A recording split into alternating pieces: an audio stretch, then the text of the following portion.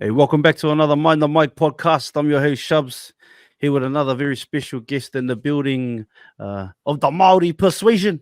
It might be a few other flavors which we can get into as well. You might see him around the TikTok traps or other social media platforms as Big Boppa or Big Boppa lifting. Setima Paraha. Tēnā koe hoa. Tēnā koe, my brother. How are you? Yeah, get to boy, brother. Can't complain. Another day, another daily deposit into the dream, my brother. That's the one. Because for anybody that doesn't know, the great Big Boppa, know here where we come from, brother. Give us a bit of their background story. Yeah, hati.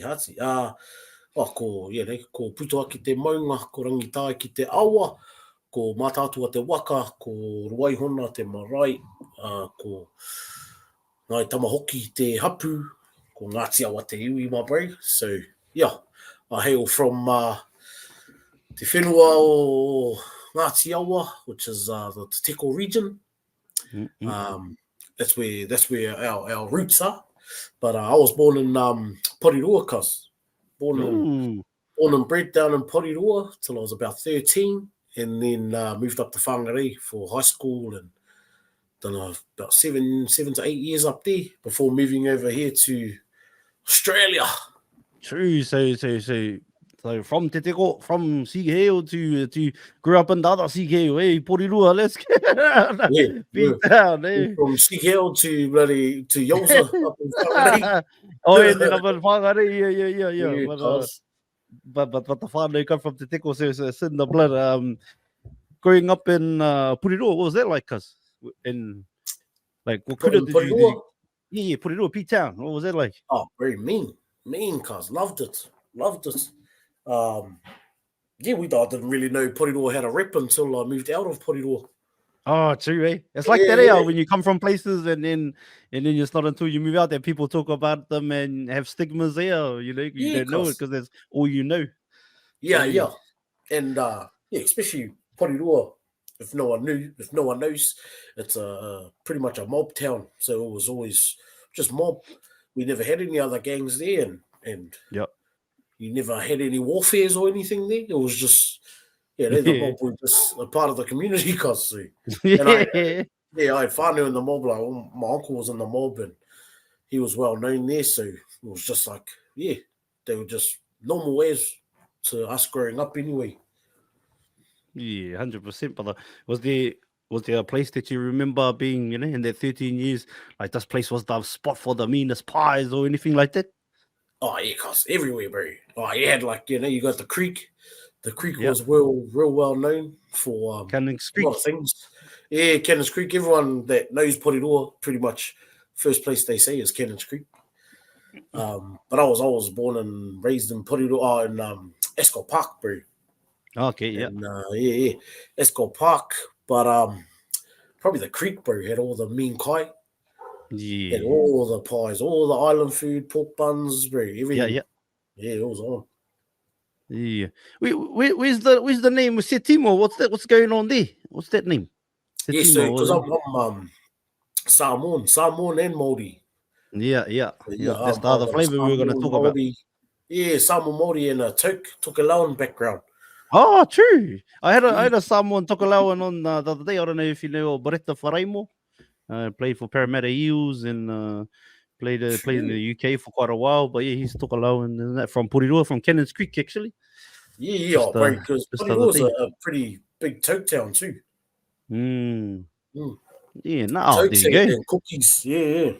You know much of the lingo on that side? Because obviously, well versed in Te Maori and stuff like that. Do you know much like Samoan and all that?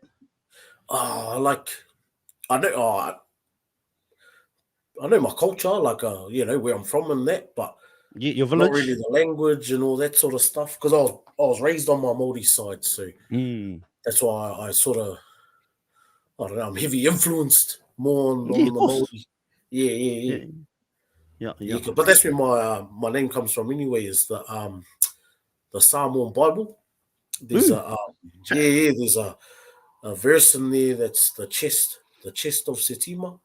And it's got like treasures and stuff. True. Yeah. So that's where the name Setima That's comes some from. flash Yeah, whakapapa there, brother. And when you're in the gym, yeah, you're making the chest of Setima, brother. yeah. So tapping my chest That's... with Setima.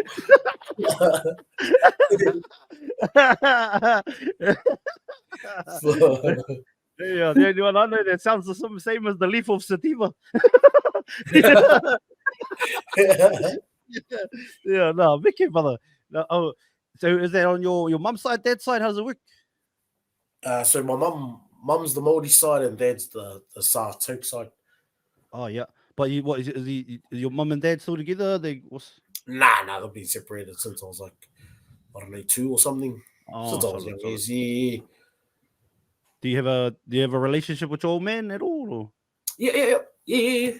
Still, because I was mainly raised from, when I was in Porirua, I was raised from my nan and koro. So my old lady lived up in Whangarei and my dad lived up in Otaki. Oh, Otaki. Yeah. So he was around those ways. Still kept in touch and all that and seen them every now and again, but yeah, it was mainly my nan and koro. Not by their choice though. My koro pretty much said, yeah, leave this boy here. No one's taking him. Yeah, it was one of those ones. Yeah, I mean, Yeah. I was raised by my koro too a lot of times. Or actually, my grandparents, but my nan and koro, but my koro was probably like the heaviest influence on my life. So I understand, like, just when you speak on that, like how. I don't know. It makes sense when I see brothers and then they start to talk and then you hear, oh, like I was raised by my nan and koro. I don't know. Sort of maybe relatability or something. There's like Yeah. a similarity there and a lot of things. I think, cool. Aye. Yeah, and like some of the best lives growing up with the nan and koro, yeah. Oh, Get the very meanest hard. kais and all that. See. Yeah, it was mean, bro. I enjoyed it. I loved it. Solid, brother. And obviously 13 years old. Oh, actually, before we do, what did you grow up around anybody that maybe went on to higher honors, whether it's in football or something? Because a lot of footballers come from Porirua. Anybody like that around you when you're growing up? Oh, heaps, bro. Like, because I played league for the Vikings and St. George Dragons when I was in Porirua. Yep. But I don't think anyone that's up there now, like NRL status. Yeah. Yeah. Except for the younger ones, bro, when I was in Whangarei. So when I was playing Whangarei, the younger fellas, they're probably like about 2-3 years younger than me, was like James Fisher Harris and them. Oh, yeah, the boys. Yeah, so all his age were like the younger grade from me. And then the older boys was all like Adam Blair's brothers. Oh, yeah. Yeah. James Harris and then like Corey Harawira Naira would have been maybe around there kicking. Was Yeah. age? Yeah. Oh, I only remember James. Oh, and Dylan Brown. Oh, yeah, Dylan Brown. Well, you remember James? Dylan Brown was what stuck out to you about James? Oh, because he used to play with my stepbrother. Oh, okay. Yeah, and but bro, he was like, I remember he was small, bro. Like he wasn't a big fella. If you think about him, he's still not that big. He just got an engine and he just grunty ass and mana. Yeah, like he's not there. He's not like a Aaron Fanua Blake, Andrew Fafita size fella. Yeah, no. Bro, but like imagine mana ass. Yeah, like how Dylan Brown G. That's the size I remember James Fisher Harris. Oh, okay. Like he was skinny, just fair Maori boy, but he could play, bro. I just remember he was that fella that everyone ran at because he was small, and then he just smoked them. Oh, so he was a hitman even as a young bucker, smoking fellas. Yeah, I remember that from him. But no, look at him now, and off to the great Warriors up the yeah. Oh my gosh! Up too. Yeah, what a whipping! Three grand, four grand finals in a row, 3 premierships. Can't complain. What a caliber of a man, and like also Kiwis captain now. Yeah. Yeah, that's pretty Mickey. But you moved up to Whangarei, 13 years old. Was that just to live with your mother? What's the go there? Yeah. Live with my mum, man. And because I was getting a bit older, getting up to mischief, my nan and koro sort of couldn't handle that because, getting older and I was starting to be a little egg. And so, haere ki te Nori North and, done all my high schooling up there, cuz. Loved it too. It was mean up there. What was the differences between P-Town and Whangarei for yourself? Besides the colours of the Yeah, that was the biggest one was the colours. It was the But, colour. yeah.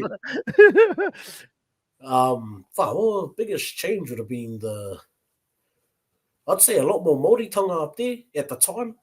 Oh yeah. Yeah, bro. I think because Porirua was diverse, a lot of diversity. Like, you had heaps of islanders there, heaps of Māoris, heaps of Asians, and then you go up north, and I felt like it was mainly just Māoris and Pākehā up there. Okay. So I got a lot more into Māori tonga up there, I'd say. Oh, solid. Like in what way did you start doing hakas and all that, or were you already doing that when you were? Yeah. Nah, I sort of grew up in Right. Oh, it's funny, bro, because of my nan and koro, so we used to go back to Te Teko pretty much every second weekend. Yeah, the And I used to Texas. do the I don't know if you've heard of Toi Māori. Used to do the waka and stuff, like Mātātua waka. So we used to take the waka up to Waitangi and row and go row around Whakatāne. So I grew up on the waka, so we were always around Māori tonga, and we would do performances every now and again. So sort of grew up in it, but then I didn't start. Didn't start proper performing until I moved to Whangarei. Eesh. Yeah. Well, did you go to a Maori kura or nah, Kyle? Nah. I went to Whangarei Boys. So I started in kura, so I went to Koanga down in Porirua, and then done my first term in kura kaupapa Māori in Porirua. Yep. So when I first got into school, done my first term, but I couldn't speak English, bro. Like, I could only speak Te Reo. Nah, I feel you. Yeah. It was hard for my nan to understand me. People don't understand this there because, like, we really, I think, like around the similar. I'm 32, but like not far, in age. Like our generation was sort of just after, like, it's like the fucking kohanga generation, brother. You know what I mean? So like, yeah. And then if you grew up on the pa and stuff like same like me, but fuck, I couldn't speak English at all. So people, when you say that to people here that grow up, or even if they grow up back home, they're like, "Hey, what's that mean?" Like literally, because I think I was like 8 years old when I was broken as. So I'm same like you, cause like I can relate. But, yeah. And that's why they pretty much pulled me out of kura, because I couldn't speak English, but I couldn't communicate with anyone, just my koro. He was the only one that could speak Te Reo, so I couldn't even talk to my mum or anyone. So, yeah, they pulled me out, and I went to Rangikura down in Ascot Park there. But the ratchet thing is, probably, I don't know when, but I pretty much lost it all, cuz. Oh, true. I don't think you lost it. Like Rawiri said, you might not know your reo, but your reo knows you. But it's in there somewhere. Yeah. Hard. Well, everyone says, it's once you've learnt it, you've learnt it. So it's just in there somewhere, waiting to be unlocked again. And that's it, my cousin. Unlocked. So then, pretty much from your whatever the term was on to you go to Whangarei, you don't really, besides the going to Te Teko and doing that stuff, you don't really, like, it's not a kura thing for you, your journey. There's no like. Nah. So I went to Rangikura, which is like that name sounds like it's a Maori name. Maoriest name, and White Hair's the school. Oh. Say that. And we all like a bit of best foods, cuz. Go. And then went up to went to Whangarei Boys High School up north. And that was big day. Yeah, solid. Oh, so you went straight into kura. Was that your first year of high school when you went, or for when you went to Whangarei? Was that your first year of high school? Yeah, so I finished primary intermediate in Porirua, and then straight to high school up north. Yeah, solid. And then into Te Ao Māori a bit more, as you said up there. Did you get up to much mischief? Because you were getting up to a little bit of mischief down in Porirua, or did you cut that out when you went up there? Nah, I still got into mischief up north, bro. Just got a story for the boys, or teenage stuff. Oh yeah. Yeah, got a story for the boys. Yeah, parties. Yeah, parties. couple of whawhais, but just the average, nothing out the gate. Oh, yeah, nah. You didn't Yeah. like, didn't rob anywhere that we can't talk about? No. Yeah. Oh, I had one. There was one time there where I got into what was I doing, bro? Me and the boys were just bored, bro, one night, and we were lighting bins on fire. Oh, those Just ones, yeah. random as, the big rubbish bins. Yeah. Just lighting stuff, chucking them in the bins, and they were catching fire. Harmless, or we thought it was harmless. Yeah. And then it ended up being a massive ass thing, bro. It was on the news and stuff up there about it. And I was like, and then I ended up getting caught for it. Fuck. And, that's why you can talk about it, funny. He's not stitching himself. Yeah. I've already done the time. Yeah. It's it, brother. But got caught in it was my last year of high school, bro. And we had nationals for cuppas that year. So when I got caught, bro, I got put on home D, which is like curfew. Yeah. See, how old are you, brother, at this time? I would have been like 16, 17. Okay. Yeah, around that age. So I got put on curfew and all I could do was go to school and back. Oh, yeah, with the Rolex. Yeah. Oh, nah, because I was underage. Who got the Rolex at 17? Nah. So they put you on curfew instead of calling you home detention. Yeah. So and it was one of those ones that the cops just will pop in every now and again and make sure you're home. I think it was 7 to 7. So I had to be home by 7. Yeah. Couldn't leave you're before allowed 7. out at 7. Yeah, had to go home by 7. And I got a special I thought Huckers was over because I was like, I can't do wānanga. And our nationals was in Rotorua that year. Yep. I was like, I can't go nationals. I can't leave Whangarei. I can't even leave my house after 7 o'clock. But I got a special request for it and they approved it. But my mum just had to be there at all times. Okay. I was like, all good. So luckily got off that. How long were you on that for? On your no Rolex home D? Was it 6 months? Oh, yeah. 6 months. What did they teach you, brother? Looking back, what did they teach you being on home D? Did they straighten you out, like cut it out, or? Oh, just don't do dumb shit, bro. Either that or don't get caught there. No. Because it wasn't even like I was just bored, bro. It wasn't even. That's it, eh? Yeah, it was just boredom, and I was like, "Fuck." At least, and it was ratchet because like when you tell all the boys you're on like home D, like and then what you get done for? Oh, and instead of saying like fighting or something cool as, you had to be like, fuck, lighting bins on fire. What an idiot. Yeah. Oh, but good. But a good timing and a good lesson, like could be a sliding doors moment. Because like, imagine if that happens and you don't get done. Sliding doors. Like if you go, you go through this door, you go for that door. You know what I mean? Like if it doesn't get done, who knows what happens? Maybe we're not sitting here because maybe Oh, bro, that was the biggest. No, actually, yeah, the biggest lesson was when we were in court, bro, and the sentencing was for arson. Ooh. So the charge was arson, and it was 7 years prison. Oh, true. Is that what they get you for, arson? Bro, I was like, yeah, bro, arson's a massive one now. And it should be 100%. Makes sense. Yeah. Wow. But me being a young fella, I was like, what the fuck? 7 fucking years, bro. Because they just the duty solicitor just put my paper in front of me, and I just seen it, bro. Arson, 7 years minimum, and I was like, what? What? Hey, I was like, hey, what? What do you mean 7 years? He's like, nah, we'll try to downgrade it. I was like, what? We better. We better. Bro, I'm going to jail for this. So what? Far and it was too big to be it was too serious to use my diversion. Oh, true. Because you get that diversion for your and it wasn't my first time in court, so I couldn't bloody use it anyway. But it Oh, was like, fuck. yeah, bro, that scared me, cuz.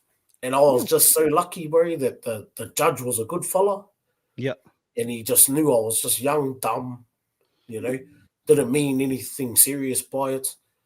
So he was the one that pretty much downgraded me and took the arson off it Mm-hmm. and just put it down as lawful damage. Oh, Lawful solid. damage or something like that, bro. Because arson, even arson on your record is bad. Gone. You're Yeah, not like gonna his get it. place You is wouldn't be going, an Aussie, eh? Because they wouldn't even let you into yeah, cuz. Aussie. You fucking arson, brother. Hell no. Yeah, bro.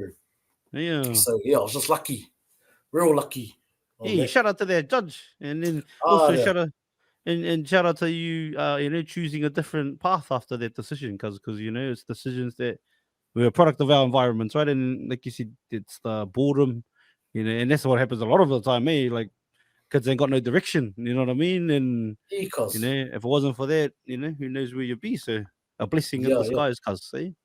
hard.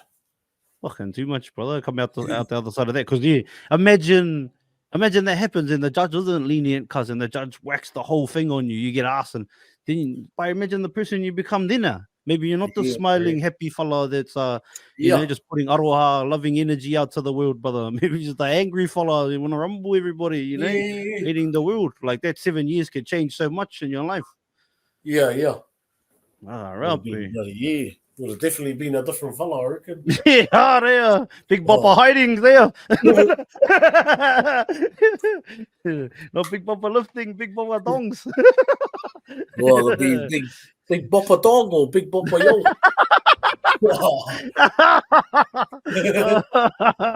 Hey, you never going back to Texas, then Big Boppa Yeah. yo. Well, Fucking solid, my brother. And then you're at what, 17 years of age then? By the time you get off, you're still 17? Or you yeah. Now, that's yeah, another actually, I think I was 16. Oh, that's another thing though, yeah. Like, because if you got tried as a bloody as an adult, it's a whole different world too, yeah. Like if Yeah. if they push that out longer, because I know breathers that they push their things out longer and they got a child charge, but they're 18 now. You know what I mean? And then next minute, Yeah, well, bro, back then, no, actually, I was 17. Because back then, it might be still the same now back home. 17 as an adult, like you get yeah, you charged could as an get adult. tried as an adult. Yeah, Yeah. yeah. Because I Oh, remember, lucky the judge was nice, didn't he? All right, I fuck, think I that's why I know. was shooting myself. Because I was like, bro, this ain't juvie. This is Yeah. going to jail. Do you remember the judge's name? Nah, bro. Oh, I just shout remember out to the being, cuzzy, whoever he was. yeah. Just being real sympathetic and scared. I Cool. was like, Course. oh, God. Course, brother, 100%. Well, I know. What are the changing members? So you go. How do you go in those nationals that you end up making to? How do you fellas go? Oh, bro, we off. Come like 19th or something. Hey, you're still at the dance, baby. Still at the dance, cuz. Yeah. Yeah, there's heaps more there will make it there, cuz. Yeah, Yeah. that's it. Fucking yeah, still in the race. And then how long are you still at Kura, and how long are you there before you end up coming to Oz, brother? So 20, till I was 21, cuz. So finished school, stayed there for a couple more years, and then I had my 21st, Mm-hmm. and one of my uncles from over here, he couldn't come over because he was having some reason why he couldn't come over, but he sent his missus and sent her with like a plane or like a card saying plane ticket Okay. for me to like come over here and party with him for Oh, my true 21st. party. Yeah, the Yeah, party. just to come over for like a trip or something. Yeah. And I was like, oh, man, yeah, hard. And then I think it was probably 2 months after my birthday. And I was sitting there going, bro, just had one of those moments of sitting there looking into the sky. Like, yeah, what am I up freeze? Like, I'm in a circle. I was just in that circle of mahi, league, Yeah. drink. That's all What, I was what, doing, cuz. what mahi were you doing at the time? Sawmill. Oh, yeah. So Is I it was in the, yeah. I was in the sawmill for about 4 years before I left. Pretty much straight Mm, out of school, cuz went into the sawmill. That yeah. was quite a few people. The sawmills were a big thing. Karaho Harvey, Yeah. the big That thing could in have been your Whangarei. could have been your jam too if you moved down to Texas. Yeah. Yeah. Well, Well, that's what happened, bro. There was you could. That's why people loved it because you could travel to go at the Whakatane Mill, the Kawarau Yep. Mill. Yep. You could go Christchurch. Just transfer to places. But but I don't know because I think I always knew that I was here for more, to do more. Yeah, and I couldn't live in that cycle anymore of just mahi, play league, and get pissed every weekend. Just piss all your money away. Yeah, because I was doing it for years, and I was like, bro, what am I up to? Like, I'm 21, And then, I remember that ticket. So I rang my uncle, bro. Didn't tell anyone, bro. I just rang him. And I was like, hey, you reckon I can make that ticket a one-way? He was like, hey. I was like, yeah, I might move to Aussie. That's the vision, baby. Let's go. Yeah. He was like, hey, you sure? I was like, yeah. I think so. And he's like, oh, bro, let me talk to my missus. And then he rang me back like 10 minutes later. He goes, bro, if you're serious, that's us. I got you a room here. I can help you get set up, all this. And I was like, yeah, sweet. And then, bro, probably the next week, bro, I booked my tickets. Didn't even quit my job yet. Didn't do anything. Just booked my tickets. So I knew it was certain. And then, from there, I still stayed in Whangarei for like probably another 2 months because I had to give my mahi a month's notice and then wanted to, chill out for about a month. And then, bloody partied away before I come over. Yeah, well, that's it. Haven't looked back, cuz. Just... Yeah, cuz. And straight to Queensland? Yeah, bro, straight to Brisbane. Had you been to Aussie before that? Yeah, a couple of times for just visiting whānau. Oh, okay. So you're already... Oh, okay. So it's not like... most of my Samoan whānau are here. Oh, let's go. Yeah. Wish I knew probably a malole soy fu also. What am I doing? Not even. Yeah. They don't even know because they learning. Yeah. Those, oh. Yeah. Oh, yeah. Ah, yeah.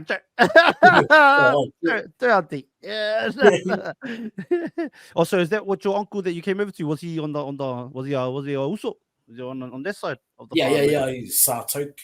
Oh, that's your dad's brother? Yeah, so he's the younger brother. So he's the one that's he's sort of only 9 years older than me. Oh, okay. So like homies. Yeah, growing up in Porirua, he was like the teenager looking after the young ones, like looking after me and my cousins. So we've always been close to him. Yes. Yeah, because it's been mean, bro. Yeah, 100%. Pretty much never looked back. Oh, yeah. Got a bit homesick when I first got here, but yeah, went back. Went back. Yeah.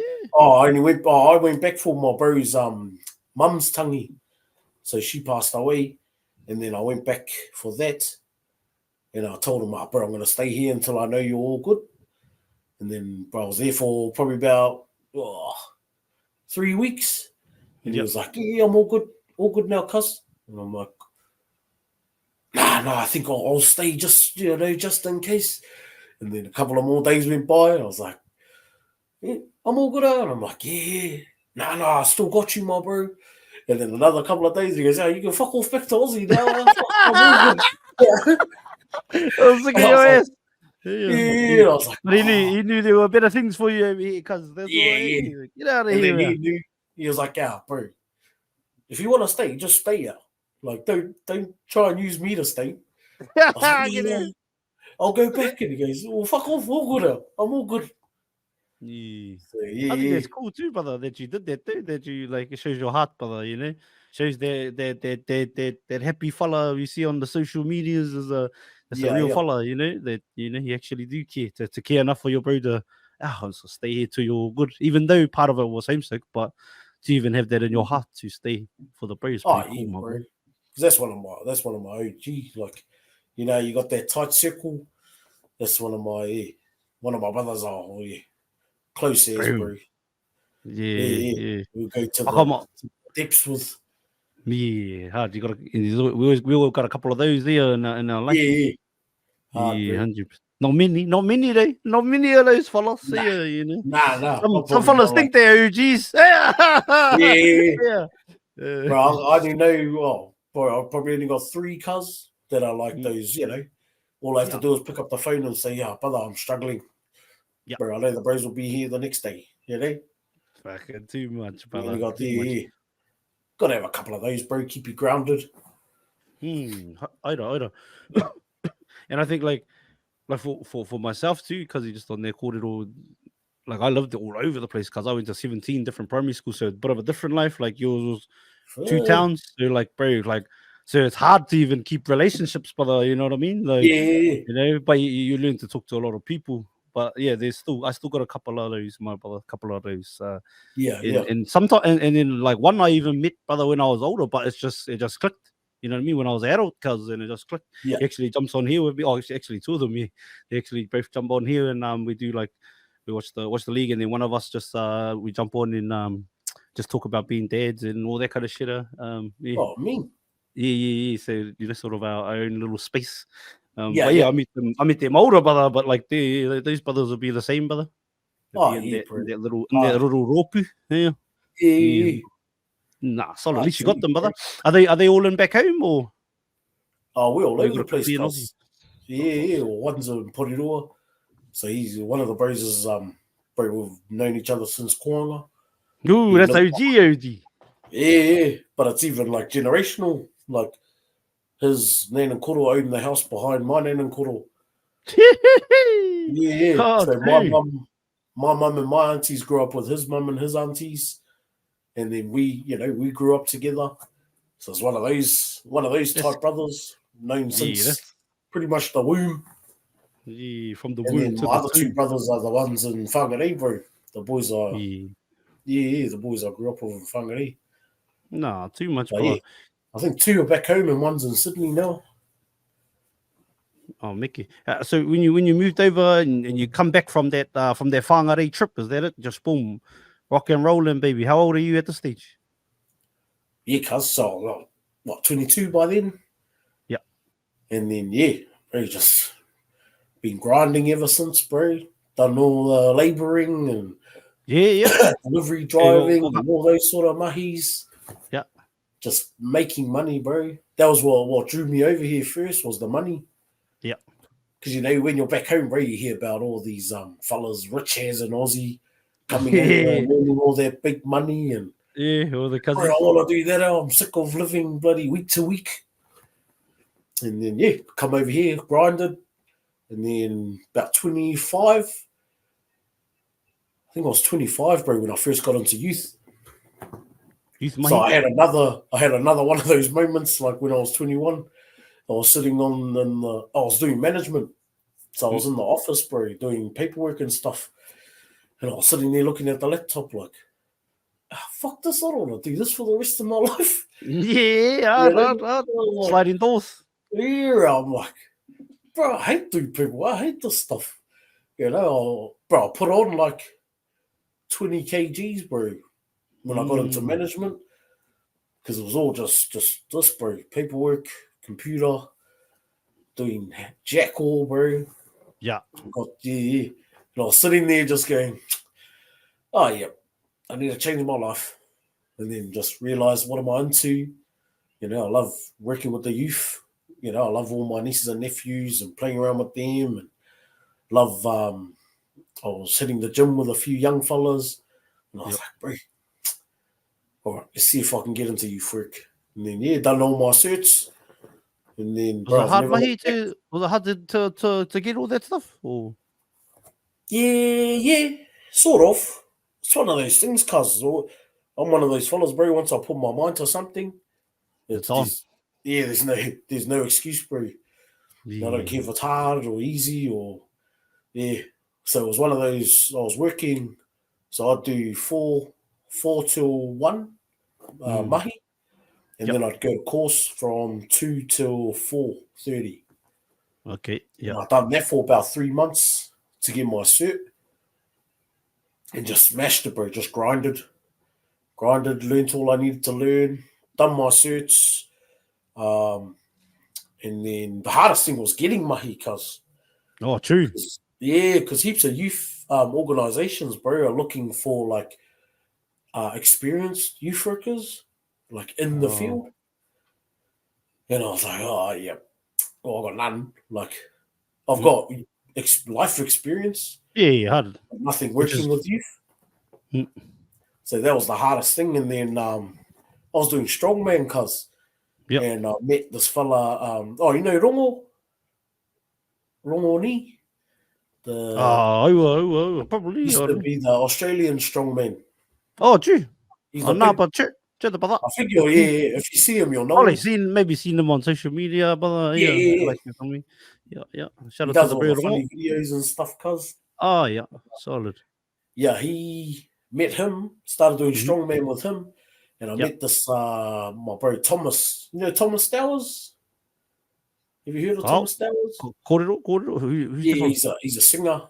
He does singing and stuff. Oh no, But don't know. But yeah, shout out to yeah, the I bird met Tommy. him. Hey, Shout out to the bird Thomas. yeah, hard, bro. So I met Thomas, and bro, we'd been doing strongman for like a month, cuz, and then when we were having a feed afterwards, him and Rongo were talking about youth. I was like, oh, bro, I really want to get into youth work. I've got all my certs. I'm just trying to apply for all these jobs and no one's taking me. Yeah. And he was like, bro, I work at Youth Justice. And I was like, hey. I was like, bro, any mahi? He goes, yeah. Bro, you got your CV? I was like, oh, fuck yeah. Gave him my CV, gave it to his boss. And so this was a Sunday. Then I had an interview on Tuesday, bro. That's not what you know, father. Who you know, baby. Yeah, that's it. And I was in there by Wednesday, so I was on. And bro, never look back, cuz. I've never looked back after that. How long ago was this, my brother? How long ago is this? So 25, 4, 6, 7, 7 years ago, cuz. Eesh. Yeah. And loved it ever since, bro. Been loving it, the hard, the harder, the good times, bad times, everything, bro. Wow, too much. Mean, cuz. So what do you do day to day? Can you take us through just for anybody that hasn't what doesn't know what's a day to day entail for your mahi? For my mahi now. So you're not in that anymore. Sorry, my bad. Nah. So last year, bro. Yep.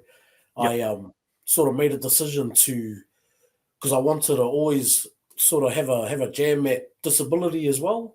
Oh, so yeah, doing like support work, and because I'd already been in the game of youth for about 6 years, I was like, I might just give it a break for about a year and try support work, just so I got a bit more experience there.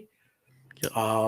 And because also working with youth, there was a lot of times where I had clients that were on NDIS, if you know what that is. Yeah. So a lot of clients that were with child safety, but they also had a disability or they had a learning disability or something like that, where they were getting funding from NDIS. Yeah. And because I felt like I knew everything with the youth side of things, I felt like I couldn't give 100% care to them because I didn't know the NDIS side. Oh, I like this, my brother. Yeah.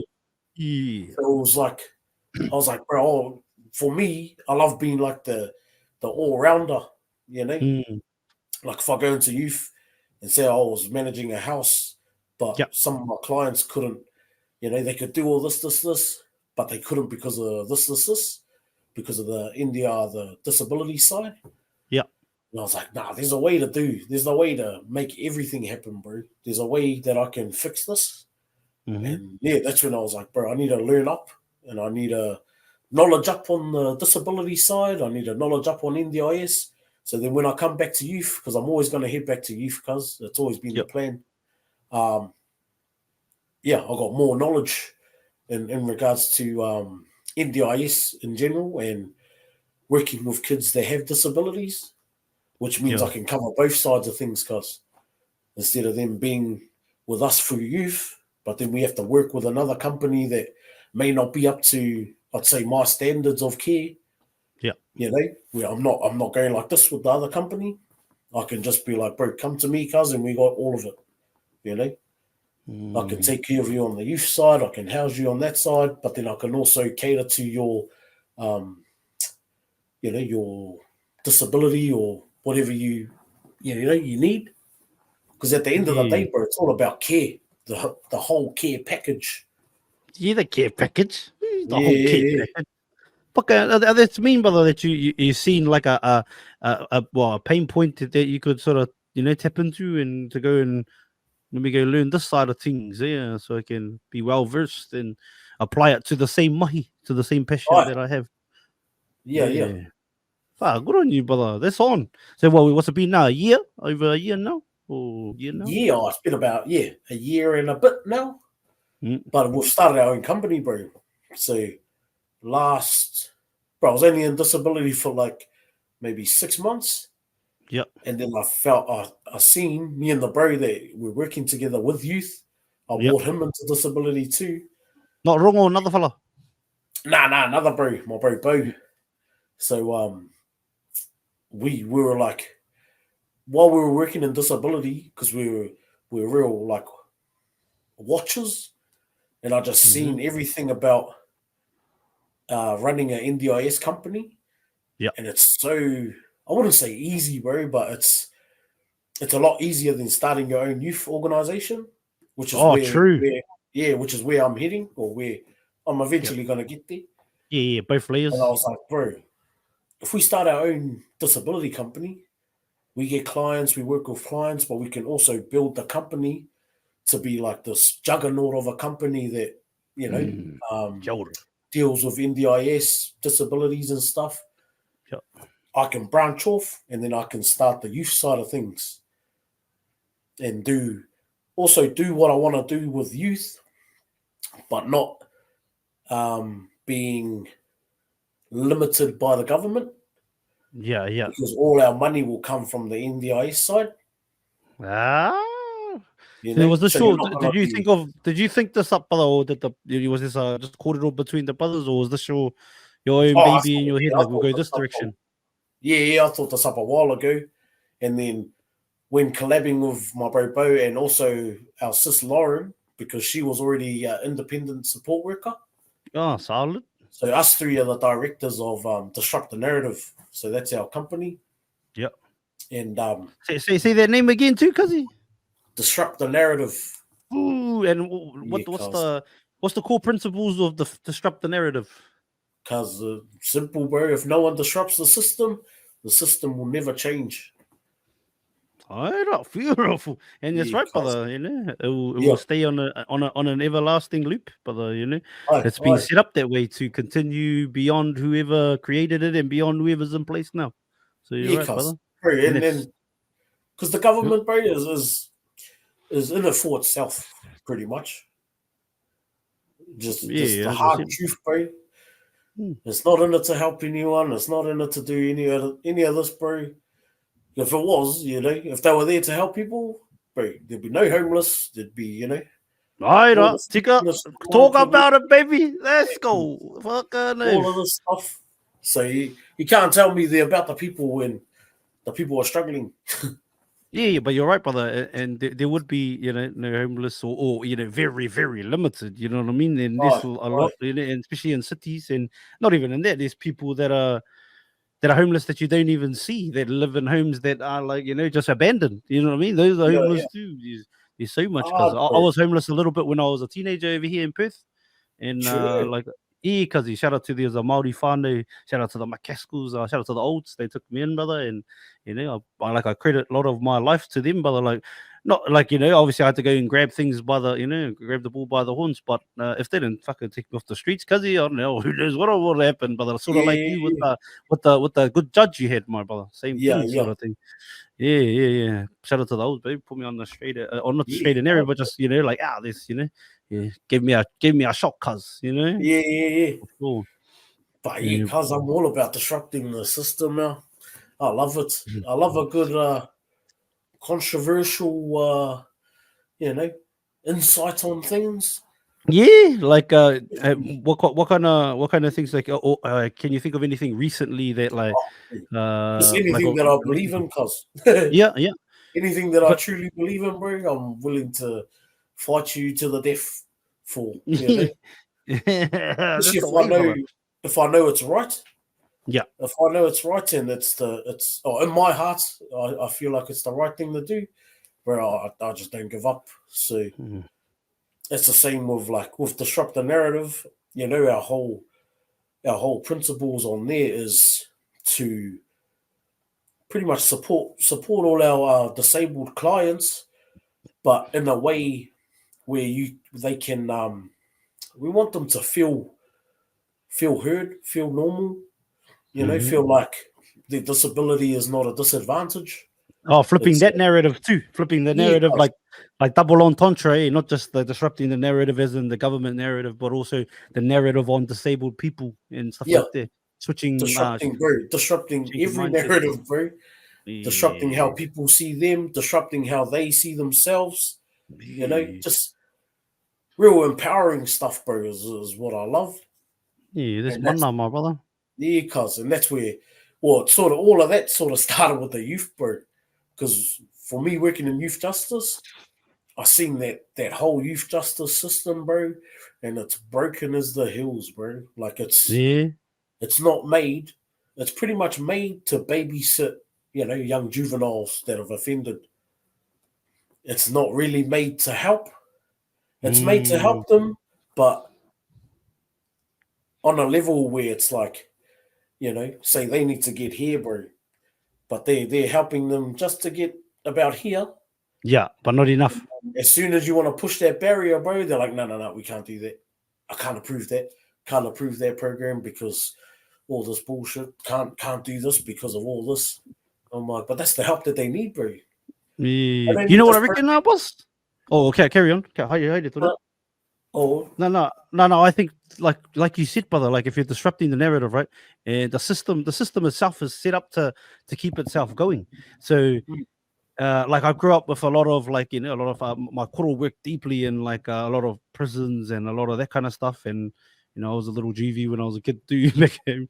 But it is what it is. But you learn that that the system's set up to keep itself going, brother. So even aye, if even if you try and like you said, you get to they only get you to a certain point, but it's laid out that way, right? They yeah, because I think of an example of just, this is different, but I think it fits into this thing. Like in America, when they tried to make legalize say marijuana in places which is quite as medicinal purposes for people, but they try to yeah, in America, all the states that they try to legalize it in, the pushback comes from mostly, like the biggest pushback comes from the uh, the lobby groups that front the securities or the screws. The yeah, screws, the people who represent the screws or the people who work in the prisons, they're the ones that lobby because the more and more legislation that gets taken away on stuff that keeps people in jail, it stops them from having a job. You know what I yeah, mean? aye, That's what like it's not about fixing people it's about yeah, like doing a little bit of a job so it looks like you're doing enough, but then still keeping the system going. yeah, Like if yeah, you like you said, brother, shifting the narrative, getting rid of homelessness should be a goal, not just like fucking give you a bit of a kai here and a little yeah, bit of a here. Like getting rid of it like permanently should be a goal of any yeah, government. A government that's as rich as the one we live in, and even yeah, back home. Let's be honest, cuz like it's fucking out the gate, brother. But our governments, both of them, even though Aotearoa don't have the same resources as Australia do, we still do yeah, sell a lot of our produce to the world, but our people get left behind, brother. yeah, 100, and that's not just Maori, that's everybody. You know what I mean? yeah, yeah, Whoever youth, whoever disability. No, I feel you, brother. yeah. Uh, It's exactly that, bro. It's exactly that, cause they need to keep themselves going. yeah. So in order to do that, you need to limit the resources that. Yeah, fuck, I know, and if you say that you're a conspiracy theorist, and it's true, Yeah, yeah. that's fucking real. But that's Nah, why I good on want you, to, brother. Challenge that, smash that yeah, narrative. cause that's why I wanted to start the company, bro, because of Yep. if we build it up big enough in the disability side, where we Hmm. have enough money to start like doing youth programs, bro, I don't need to go for grants. I don't need to ask the government for money.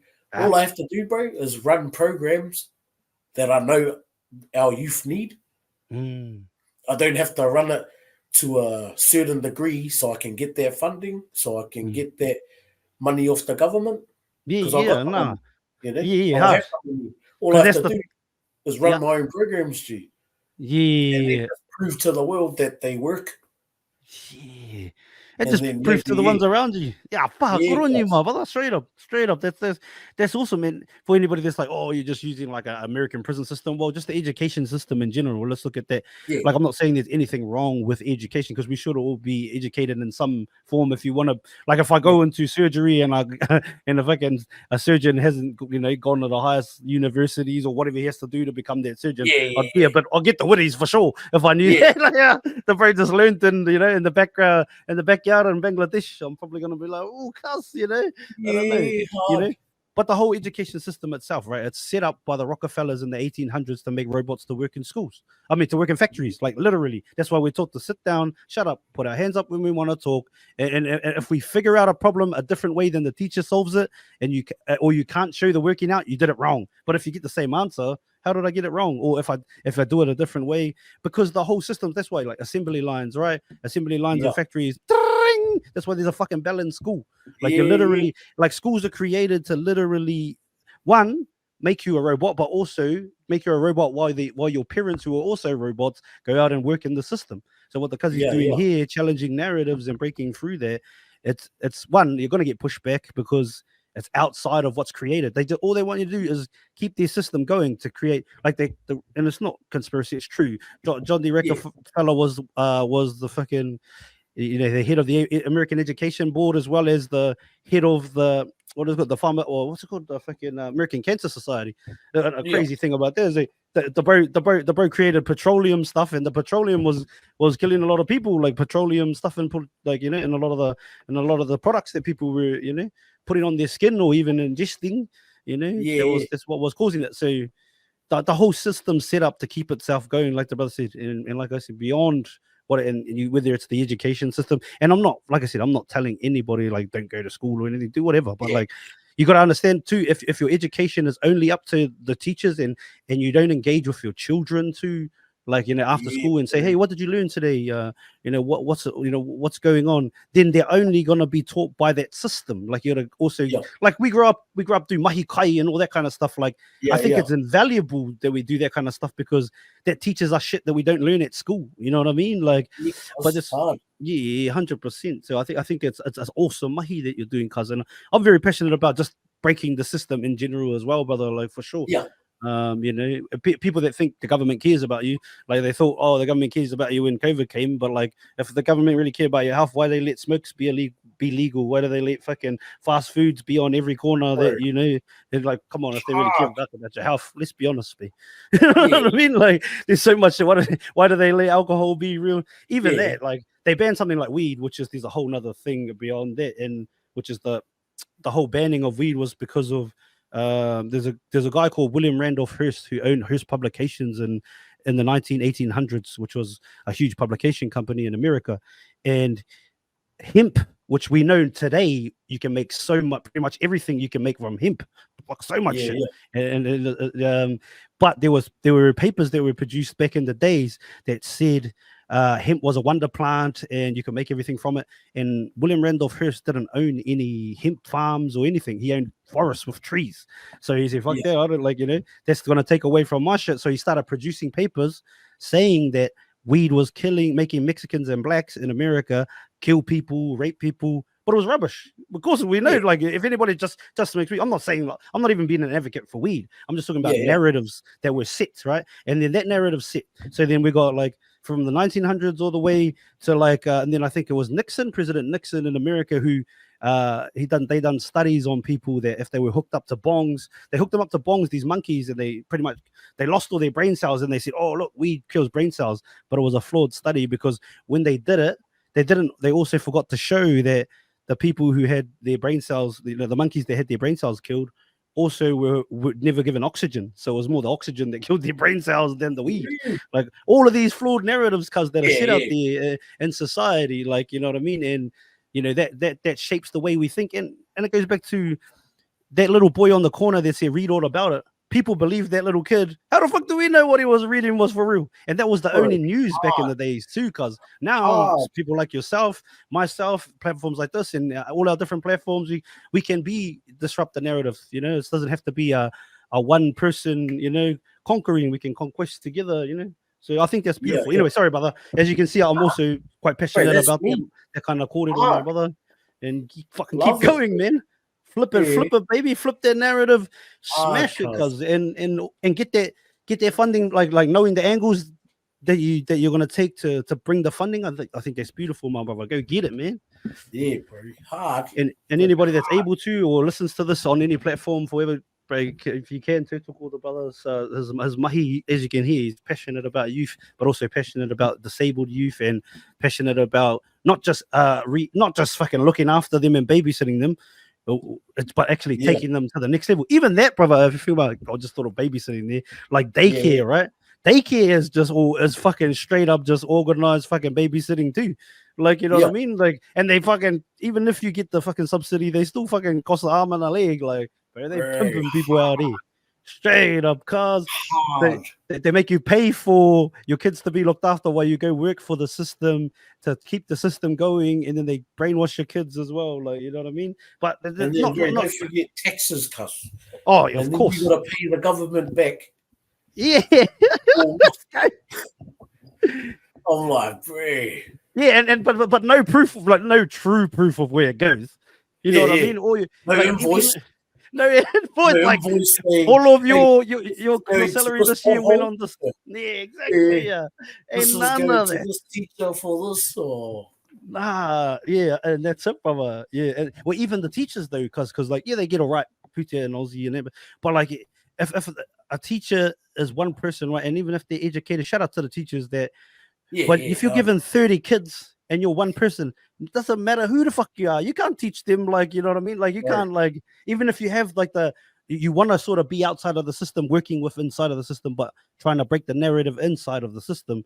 You got 30 kids, brother. Like, someone's always going to fall through the cracks. You know what I mean? It's dodgy set up like that. You know what I mean? Oh, yeah. Hard. That's another one I want to get into too, bro, is getting into schools and getting support for those ones, bro, the kids that fall through the cracks, the ones that, you know, may not necessarily be able to bloody pay attention. And that comes down to the NDIS side too, bro. Heaps of kids go undiagnosed of learning disabilities, and they just get put into that box of, oh, you're just mucking around, bro. You're just playing up. Bro, some kids can't concentrate, bro. Bro, some people just aren't set up that way, eh? Like, some people aren't, like for me too, cause like I don't like, bro. I used to be called a distractor all the time because I was really good at mahi, like whatever it is, put it in front of me, I'll figure it out.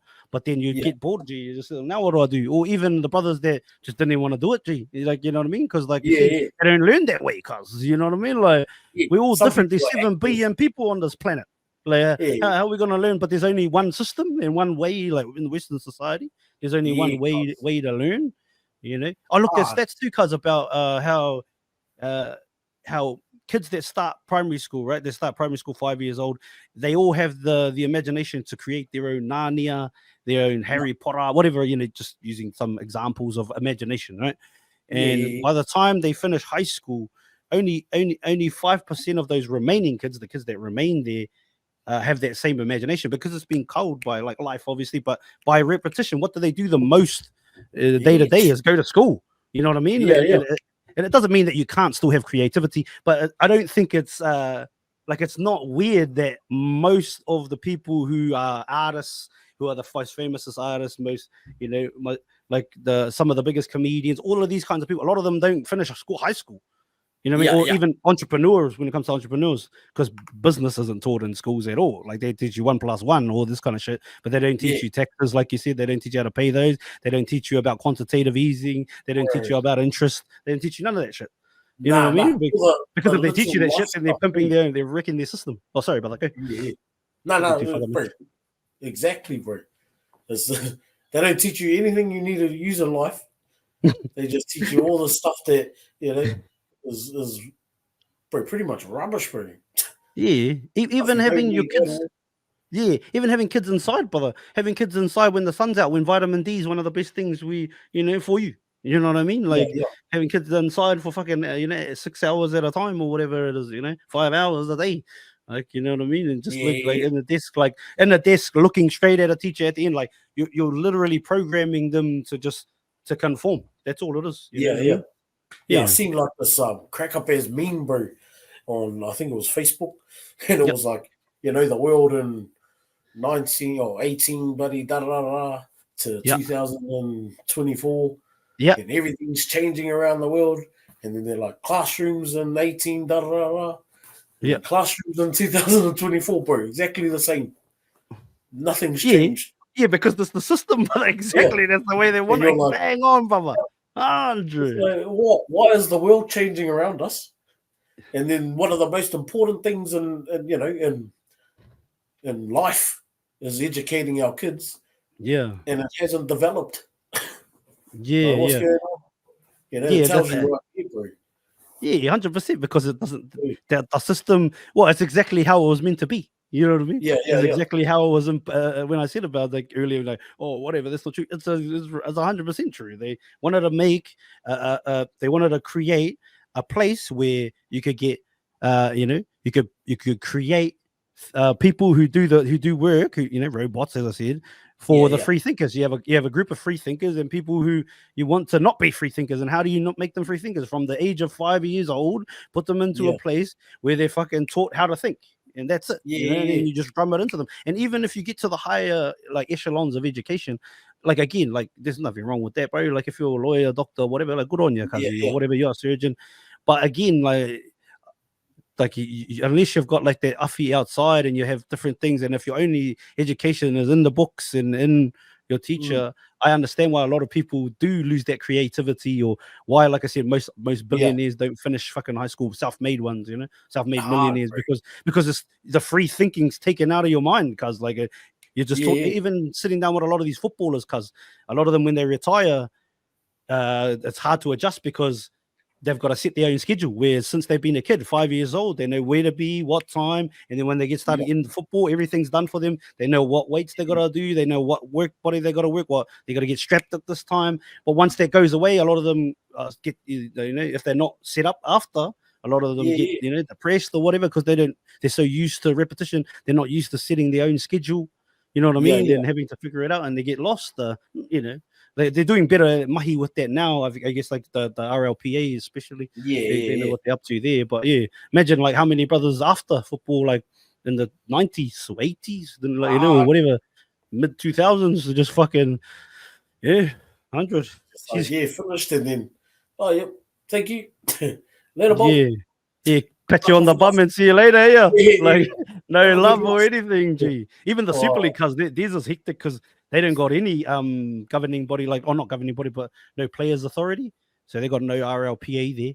So there's no injury fund, like because the players got their injury fund out here, where like if you play the game for so many years, you can be affied for or if the affied forever, or how many years you get. Like I don't know exactly how it works, but like there's none of that in the Super League, cause so he's like learning all that stuff's interesting.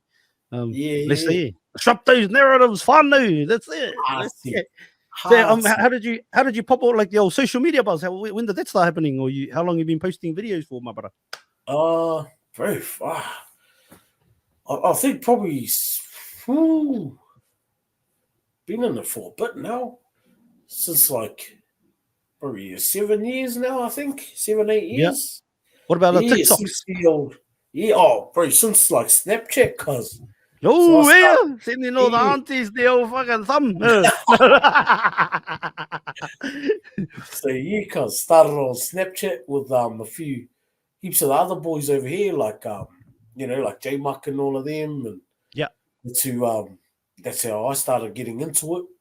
What do you mean on Snapchat? Like, what were you? I don't know. Pretty much what I do on Insta, cuz, like stories and. Oh, okay. Yeah. That's how I started doing Snapchat. Was just like, the old.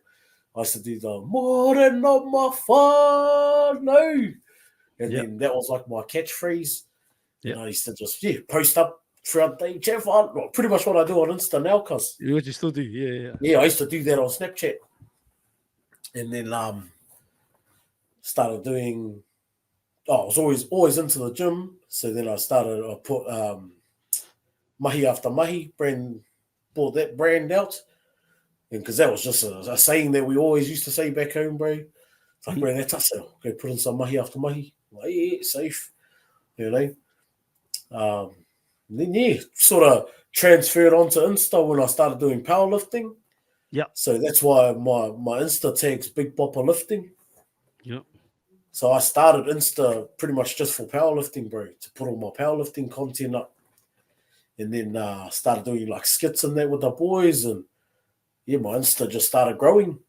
Yeah. And then jumped off Snapchat when that sort of like died out. Just been doing Insta for that. And then when TikTok come out, bro, pretty much I used to do like dance every morning, bro, to get me in a vibe. So I just used to chuck on a jam, bro, and just start freestyling, doing dances and stuff. And I've done that for ages on Instagram. And then tight eyes. yeah, bro. And then when TikTok come out, bro, it's like it was like made for me, G. Like that was literally what I was doing on Insta, but it made everything easier. Like the music was already on there. I didn't have to look for it, play it on the speaker at my house, and then dance. Like I could literally have it all there. So that's when I went hard on TikTok, bro. Started doing all the TikTok dances, trends, and it just blew up. Blew up on TikTok. Too much for But it's funny nowadays because I don't really do it nowadays. Like the dancing side, I think I've just gotten older and just busy, and life is lifing. So I don't got time every morning to bloody learn a new dance and have a kani. Oh, so you was doing those like different trending ones? I was doing like when I was started on TikTok, bro. Not the that's renegade. how I built my following. I used to just dance every day, bro. So every morning for about a year and a half. Every morning without a gap, just new dance, new music, new dance, just consistency, cuz. And then that's how daily my deposits, that's how TikTok sort of grew. Yeah, solid, my brother. What's the plan for that your whole social space now? You got the chats with the Bop too. I like listening to those, brother. Chats with the Bop. Yeah, I've just sort of. I think this year was my year. I was like, bro, I'm gonna do something more with my content because my content, pretty much from since I've started to now, bro, has just been life. Like I don't really go out and make content. It's just whatever you're doing. Yeah, whatever I'm doing, bro. And that's why I feel like that's why I enjoy social media because for me, it's not a chore. I'm just doing what I'll do in normal life, just recording it. Like I wouldn't have to edit much. I wouldn't have to do all of the stuff that a lot of social media people have to do because it was just, I didn't care pretty much. I was just like, whatever gets recorded, that's what's going to be seen. You know, all the good, the bad, the anything. Whereas in now, like I'm concentrating on making content. So, I want to make different content. So I got the chat with the Bob. I want to do like just random skit videos again. Doing like new things. Like I just done one today with one of the girls I used to work with. We done like a cooking ultimate steak sandwich sort of thing. So we've done a whole cooking video here. Done some like general knowledge quiz question bloody videos and still doing my gym videos. Just trying to do heaps of different stuff, and get more out there. But it's also not just for social media, it's for me as well. Like chats with the Bob started because I wanted to get to know people in my life better. And also people that I want to know better. So chats with the Bob, bro, like say I do it comes out to like four episodes, minute and a half each. But bro, the whole video is like an hour, minimum, because it's just us talking. Like it's me actually just having a conversation, getting to know them. Like Me this. sharing my Same shit. Yeah. pretty much exactly like this, and because I love that stuff, bro. I love Me too. exchanging life stories. I love learning new stuff when people have things that I haven't done. Learning new stuff, and yeah, I just love the the corridors. So that's why I Yeah. started that, I because I love was it, like, brother. oh, I I enjoy wanted it. to do it anyway. So I was like, oh, might as well get some content out of it. Yeah. Yeah, I don't watch I don't watch much content these days, but every time your things upload, but I always check them out. Those ones, that's not even been not even trying to tongue you on, but just being honest. Yeah.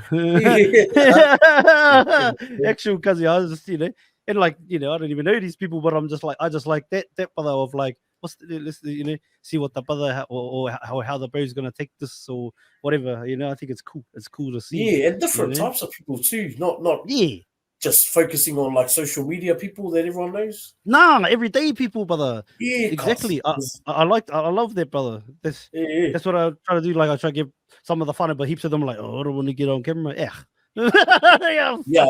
yeah, Yeah. But I'll talk to anyone too, brother. My thing with this whole thing too is I think like what would you give for say 100 hours of your favorite person's fucking corridors, like I'm talking about life, like your nanny, your koro, your great koro, whoever influenced you, or whoever that you maybe you don't know, but you heard a lot about them. I think people, it's invaluable or it's priceless, pretty much the amount of putia, amount of money people would give to speak to someone that they that they look up to that's gone. And I yeah, think of that, cuz. like this right here, cause like you're a father, eh?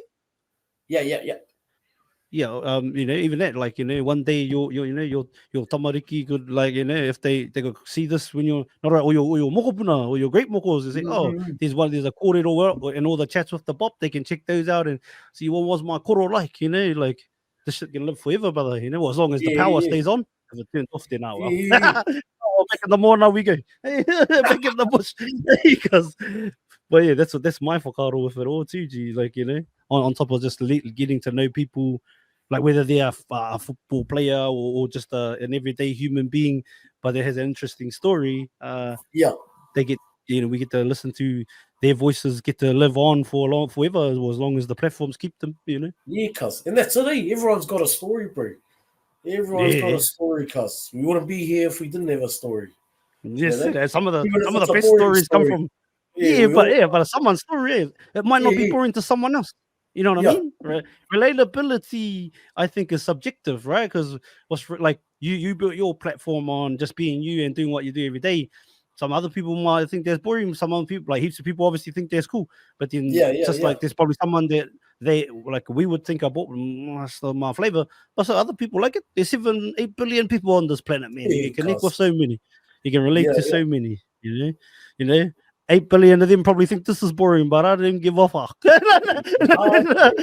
we're gonna do it anyway, baby. I feel like Yeah, that's where that's where the success comes from, cuz. Like I make content for me. Like I make content for me, and I know over the years I know the effect that it has on people too. mm, All my content that I've made, I've received messages over the years of yeah, people saying, bro, you've made my day today, and you've put a smile on my face, and all the positive content, bro, or all the positive feedback is what yeah, keeps me sort of going, because I'm like, yeah. bro, I love that, because I love helping people, bro. How we Mm. talked about that care package. You want to be Yeah, the the full whole care package. package, whole Yeah, package. cuz, bro, that's targeting making people feel good, making people arise. Yeah, too much. We rise by lifting others, bro. That's the main thing, cuz when we're all Yeah, happy, when you're happy, I'm happy. yeah. One of my favorite sayings is what they say: "Rising tide raises all ships." Hey, brother. Yeah. Yeah, cuz. Unless they're the Titanic, then unlucky use. But Yeah, yeah, yeah, yeah. But they'll sink themselves, eh? yeah, Just before we get out of here, I got a couple of questions, but I wanted to, yeah, before I do, hackers, brother. Like, you still doing hackers now? How did you fellas go? yeah, Especially, yeah, bro. We come fourth, cuz. Come Ooh. fourth, So just how missed many out. teams? How many? Oh, so 3 make it to go? Yeah, top 3. So there was 9. Ooh. 9 Oh, that's Aussie close. here in Aussie, cause but it was, bro, to be honest, bro, there's a lot of controversy behind it, bro. Oh, hey, dodgy bastards. Yeah, Hey. bro, because if Yeah. you watch our regionals, cuz, Hmm? bro, we ripped it up, cuz. Like, if you got 2 pairs of eyes and you know haka, everyone's saying how didn't we make it? You know what happened? And yeah, there's a lot of controversy with the I think I don't know if it's with the judges or with the organisers of the Australian kapahaka and all that sort of jazz. Yep. There's something there, bro, that something went wrong, because we ripped it, bro. Dodgy. We ripped it, Yeah. cuz hard. I just seen a lot of like obviously yours and my sissy Bix and I used to like be on TikTok all the time and hang out on TikTok all the time. My sissy Bix. Oh yeah, Yeah, a lot of me naroa for Bix. So handy. Yeah, but so that's like I seen a bit of that. I didn't know the controversy part, but hey, dodgy, yeah. hey, Really. right.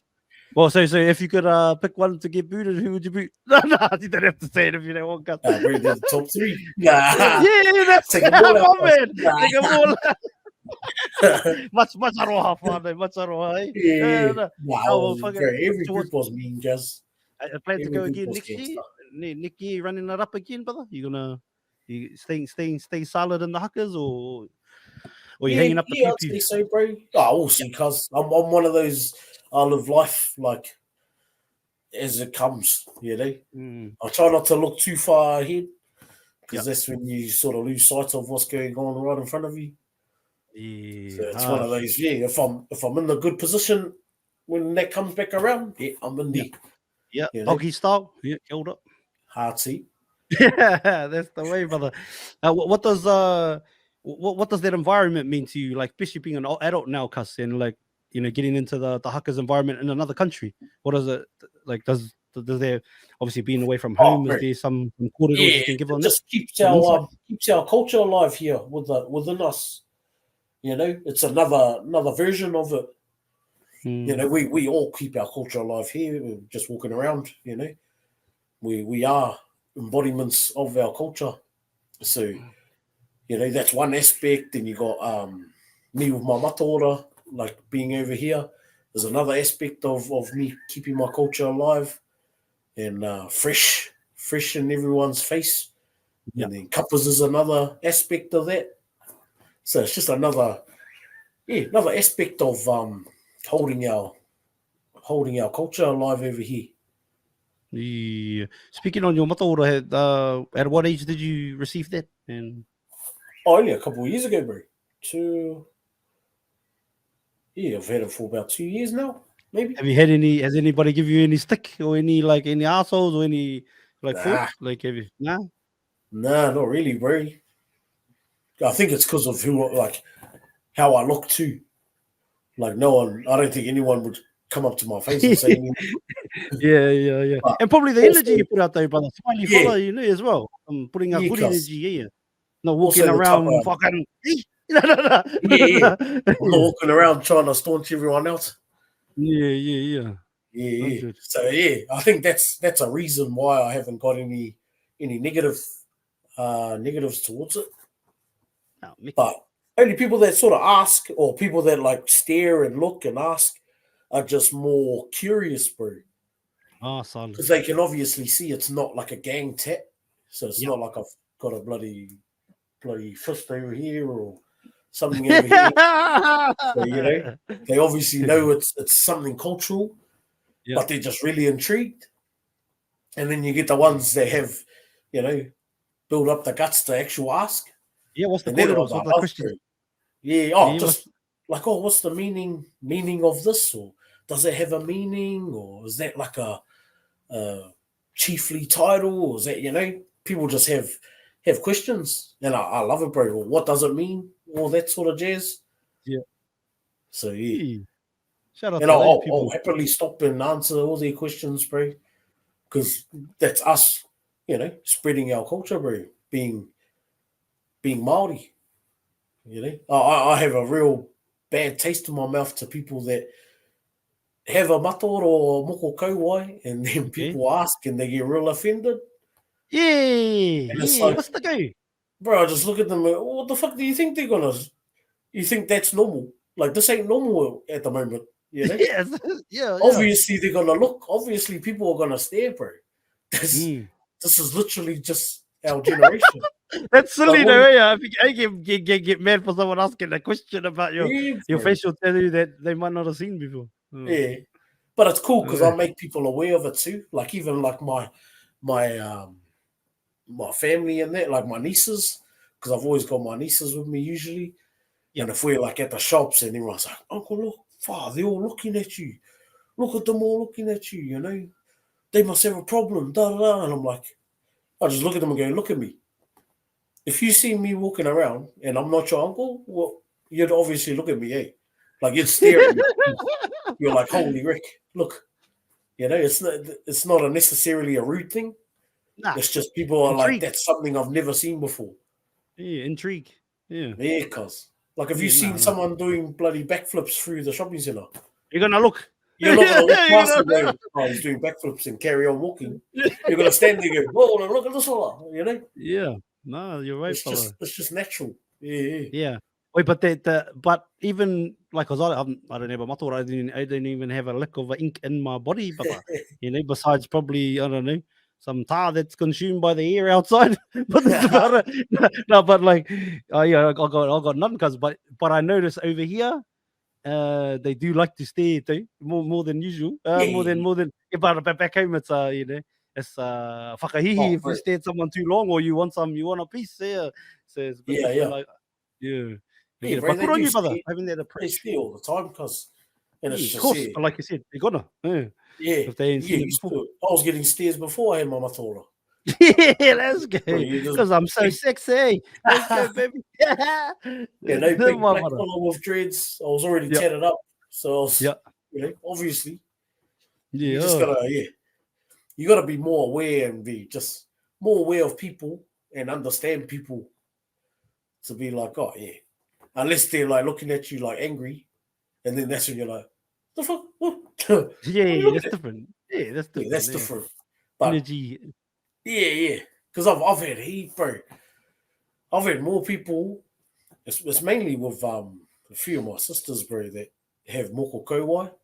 Yeah. They're like, fuck, all these people have a problem, mate. Do you get that problem where they all stare at you? Rah, rah, rah. I'm like, yes, obviously. Like, what? Do you expect them to ignore me? Like, see me walk past and go, oh, Oh, yeah, that's that's normal. normal. That's normal. I'm not going to look at them. Like, bro, it's just, just silly Wait, stuff, guys.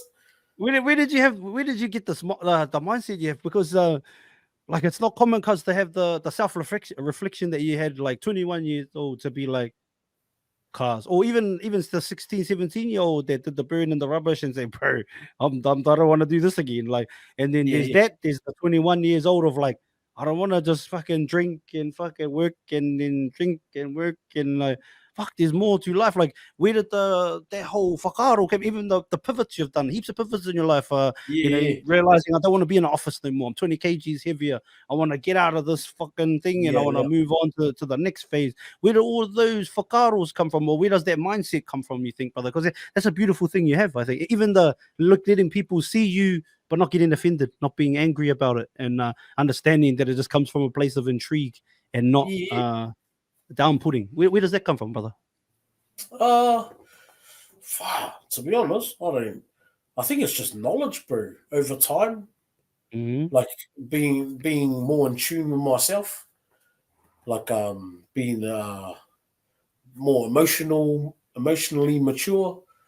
I think is a big thing towards that. But also, yeah, just being aware of things, bro.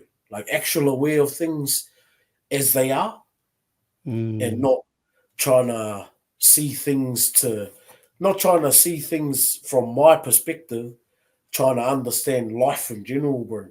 And the way that people work, especially with youth work and stuff, you have to learn how people are, Yeah. especially with the youth. Like you have to learn, you just learn how why people act a certain way.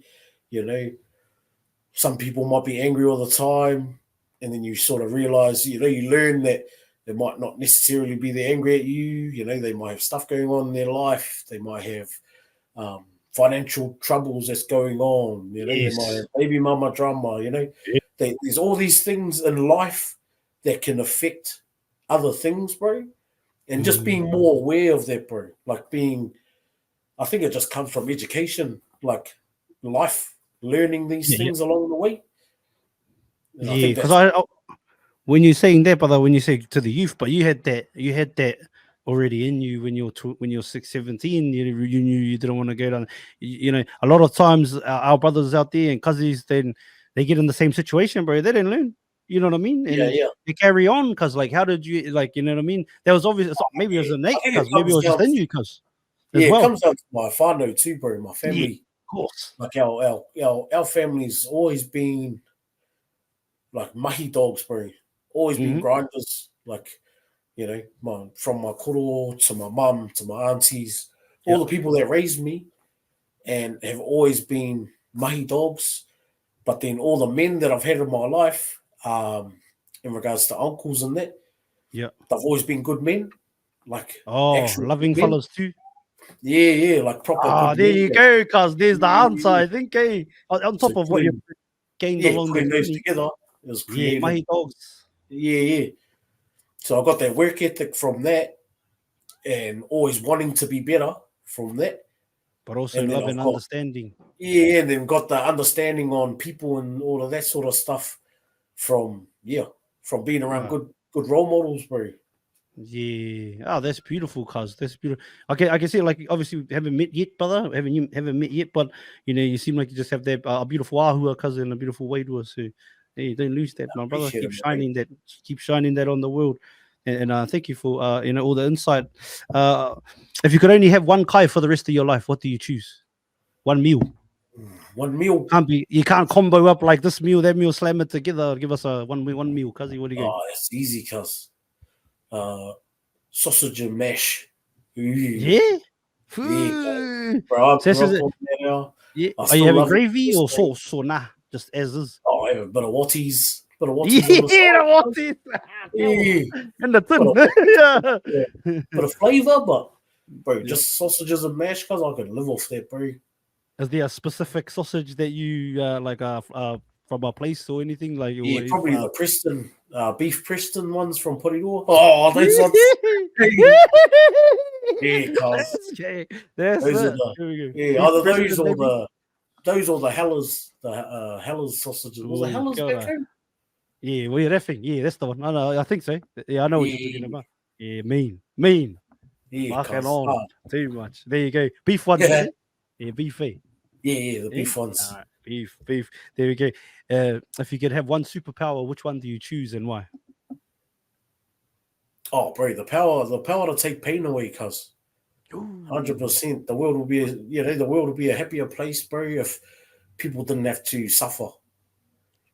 If you how do I know you would choose something like that, like a uffy thing? I need to be something in there. Dumb man. Bro, I've been asked that question before, bro. Always the same.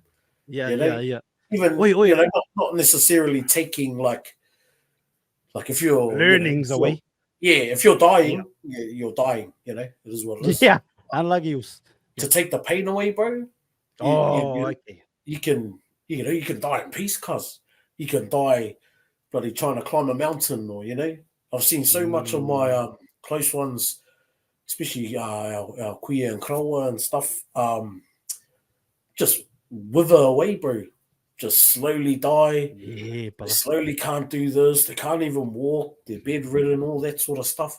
Imagine if they had no pain, bro, and they could run around and be how they were in their 20s at at that certain age, because they got no pain in their legs, so they can walk.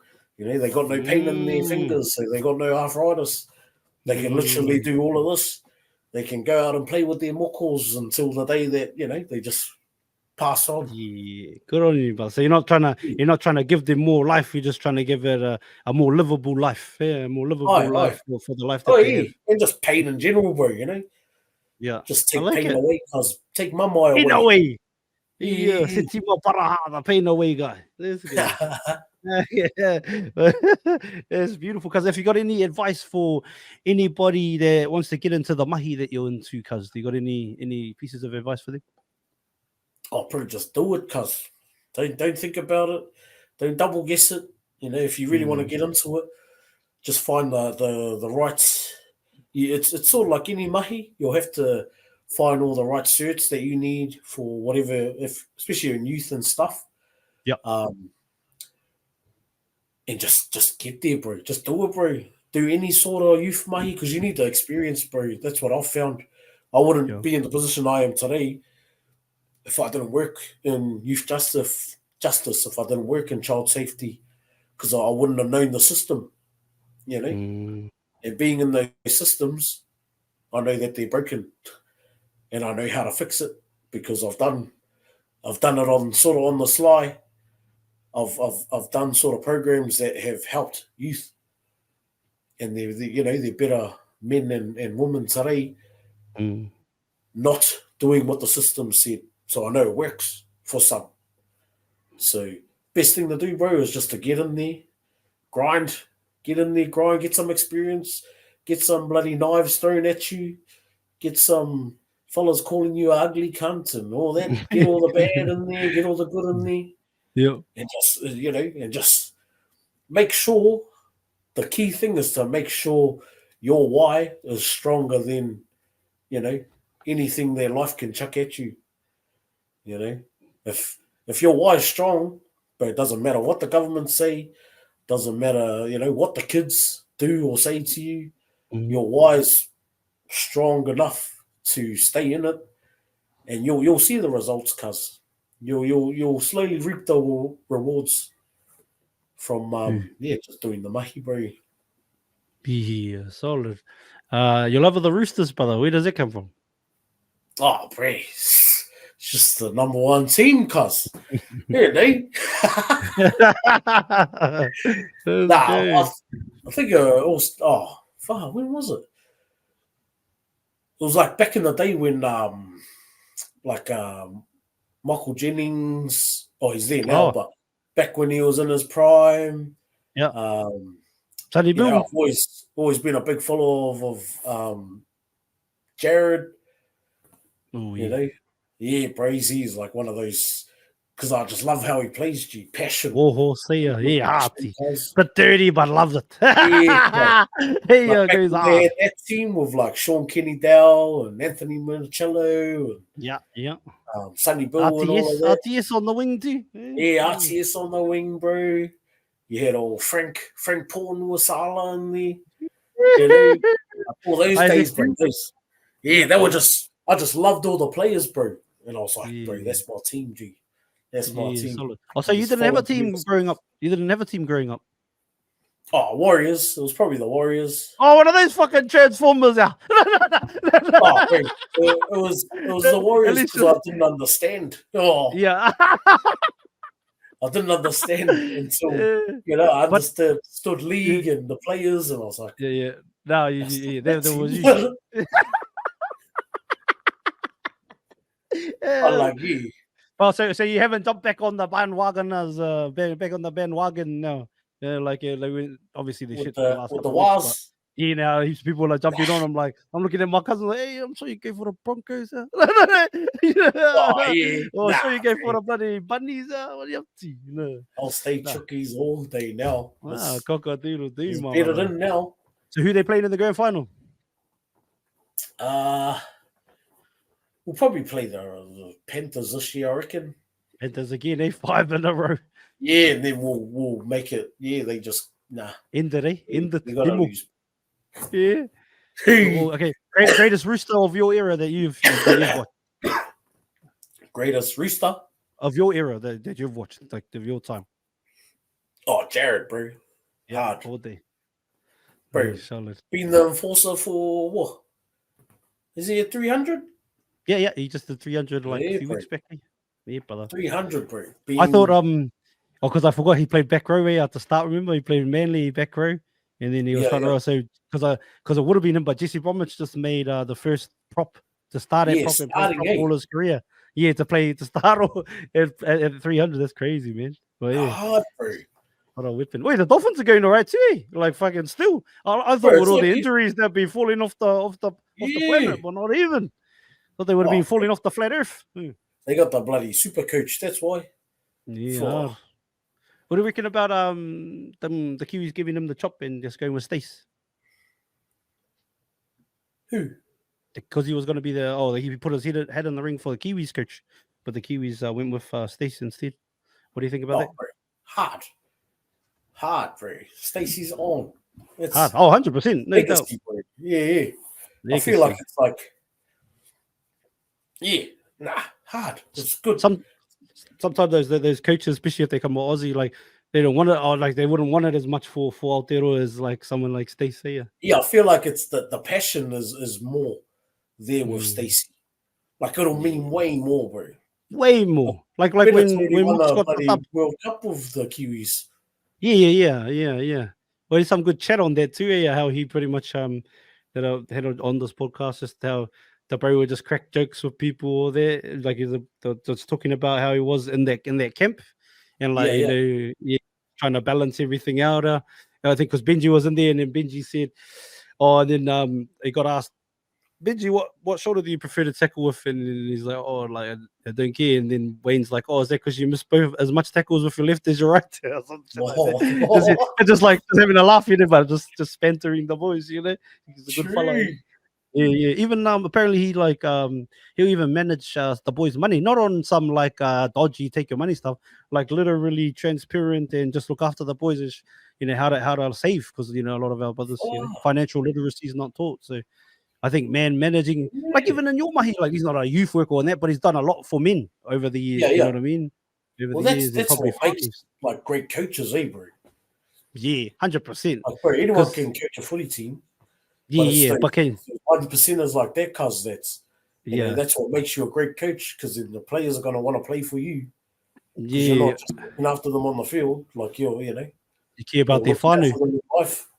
Yeah, hard. Apparently too, when he flew like Jerome Ropati's whānau over for I don't know, it was for the final or whatever, one of those things. Yeah, Wayne. Yeah, good guy. Oh, true. Yeah, they reckon just a man. Like on camera, very stoic and don't get much out of him. Maybe a few jokes, but like when he's with the boys, he knows what he's up to. There, fella. I mean. Oh yeah. Yeah, hard. Oh, that's mean. Hard to, my brother. Hey, time's the most valuable commodity we have as human beings, because the one things we can never get back. We can always get back money, we can always get back things, but we can never get back time. So thank you for sharing your time with me, cuz. Nearly 2 hours of the fucking top of your time.